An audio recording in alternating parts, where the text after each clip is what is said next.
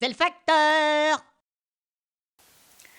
Madame, Monsieur, ayant travaillé auprès de journalistes durant 30 ans, je me suis permis de rédiger un petit commentaire sur la façon dont l'Indépendant des Pyrénées-Orientales, et je suppose toute la presse française, sauf évidemment les journaux du Sud-Est, a rendu compte, sans doute à partir de dépêches d'agence, de l'accident du train d'Épingle. L'accident du train d'Épingle, qui a fait 2 morts au début du mois de février 2014, accède au niveau d'information reprise au niveau national. Sans distinguer les causes externes des causes ferroviaires, la presse prend plaisir à ressasser la liste des accidents ferroviaires sur 20 ans pour aboutir à un énorme total de 13 morts, laissant ainsi entendre combien le chemin de fer est dangereux. Par contre, quand 4 jeunes gens se tuent sur la route au milieu de la nuit, pris par l'ivresse de la vitesse et quelquefois l'ivresse tout court, cela reste bien souvent un fait divers relaté en page intérieure du journal local, une photo en première page étant parfois évitée pour épargner les familles. Le total annuel, de quelques milliers de morts, est souligné par le ministre de l'Intérieur comme une amélioration, quand il baisse par rapport à l'année précédente. Quant au cumul sur 20 ans, jamais évoqué, il s'élèverait à plus de 80 000 morts, soit davantage qu'une journée d'offensive lors de la guerre de 14, qui ne fut ni fraîche ni joyeuse. Ce chiffre est à rapprocher des 13 morts provoqués en France par le chemin de fer sur la même période. En fait, le train est des dizaines de fois plus sûr que l'automobile, mais la presse s'emploie subtilement, souvent, à nous laisser croire le contraire.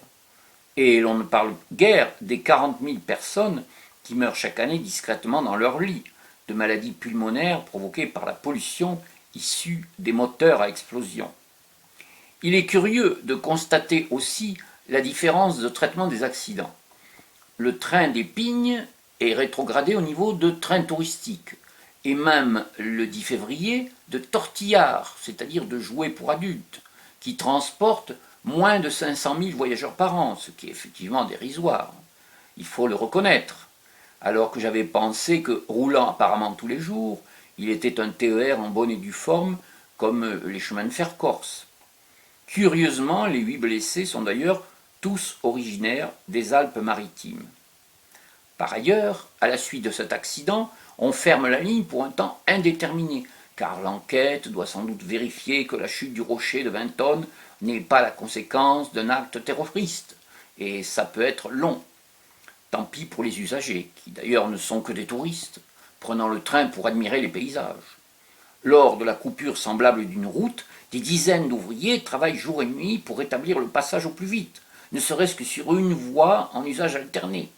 De toute façon, un itinéraire de contournement est mis en place en quelques heures, car c'est toute l'économie du canton qui est menacée, ce qui est autrement sérieux. En chemin de fer, on vous conseille de plus en plus de passer par Paris, qui devient peu à peu le hub de tout le réseau. TGV oblige. Entre Digne et Nice, ce ne sera même pas évoqué tellement le transfert sur route est évident. Il y a quelques années, dans la vallée de la Tête, Pyrénées-Orientales, un exercice destiné au service de secours avait pris pour thème la chute d'un rocher sur la voie du train jaune, nécessitant des évacuations spectaculaires de blessés depuis le parapet du viaduc séjourné, et donnant à la presse l'occasion de faire quelques images inhabituelles. Fantasme de gestionnaire, qui là aussi rêve peut-être d'interrompre l'exploitation de la ligne pour une durée indéterminée. Par contre, sur ce même axe de la Tête, l'explosion dans la traversée d'un village d'un des nombreux camions d'essence montant en Andorre depuis le dépôt de la Nouvelle n'est pas un thème d'exercice. Et c'est vrai que le lobby routier n'y a aucun intérêt.